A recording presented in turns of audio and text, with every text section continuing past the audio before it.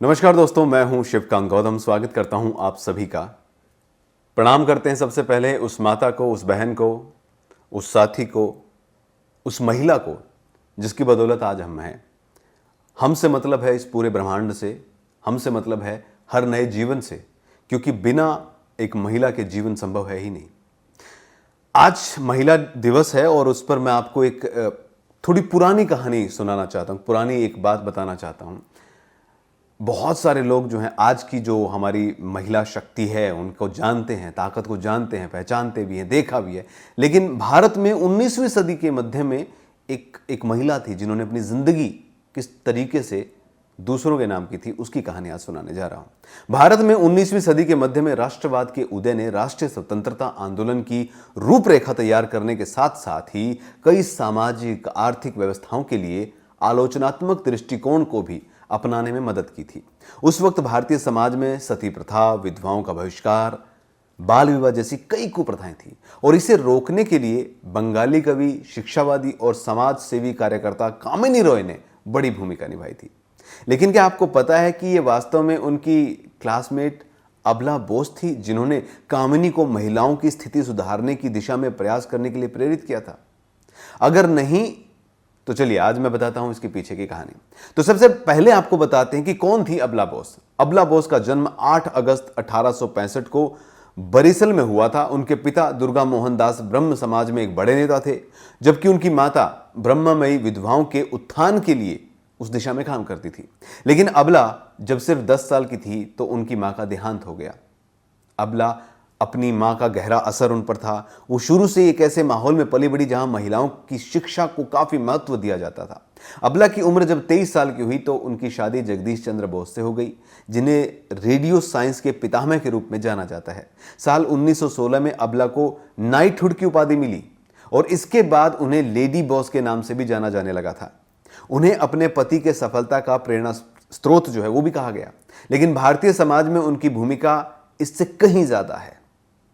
अपने रिसर्च कार्यों के सिलसिले में जेसी बोस को कई बार दूसरे देशों में यात्राएं करनी पड़ती थी। कई बार अबला भी उनके साथ जाती थी। इस दौरान उन्होंने देखना शुरू किया कि अलग अलग समाजों में महिलाएं कैसे रहती हैं। वहीं इसके बाद यूरोप की एक विशेष यात्रा से लौटने के बाद अबला ने देश में महिलाओं की स्थिति में सुधार का जिम्मा अपने कंधे पर उठाया। इसी कड़ी में वो 1910 में ब्रह्मो बालिका स्कूल की सचिव बनी और अगले 26 सालों तक उन्होंने इस जिम्मेदारी को निभाया। इतना ही नहीं, उन्होंने भारत में मॉन्टेसरी स्कूल सिस्टम को भी विकसित किया और ब्रह्म गर्ल्स स्कूल की शुरुआत की। ठीक इसी साल उन्होंने जगदीश चंद्र बोस और देशबंधु चित्तरंजन दास की मदद से नारी शिक्षा समिति का स्थापना की। इसमें उन्हें गुरुदेव टैगोर, भगिनी निवेदिता और विद्यासागर से भी बहुत मदद मिली थी। इन प्रयासों के तहत उनका उद्देश्य शिक्षा के माध्यम से समाज की महिलाओं की दशा को सुधारना था। अबला ने अपने पूरे जीवन में कुल 88 प्राथमिक विद्यालय और 14 वयस्क शिक्षा केंद्र स्थापित किए। इसमें मुरलीधर गर्ल्स कॉलेज और बेलटोला गर्ल्स स्कूल भी शामिल हैं, जिसे उन्होंने कृष्णा प्रसाद बसक के साथ मिलकर शुरू किया था। अबला और जेसी बोस स्वामी विवेकानंद और सिस्टर निवेदिता के काफी करीबी थी। कहा जाता है कि डॉक्टर बोस जब ब्रिटिश सरकार की उदासीनता के कारण अपने रिसर्च वाले काम को जारी रख पाने के लिए संघर्ष कर रहे थे तो सिस्टर निवेदिता ने अपनी ओर से उनकी आर्थिक मदद की थी। इतना ही नहीं, उनकी मदद से अबला शिक्षकों को किंडरगार्टन स्तर पर ट्रेंड करती थी। समर्थ इसी वजह से हो पाई थी और दोनों ने मिलकर लड़कियों को आत्मरक्षा के लिए प्रशिक्षित भी किया था, जिससे वो बिना किसी के डर के अपने घरों से बाहर निकल सकती थी।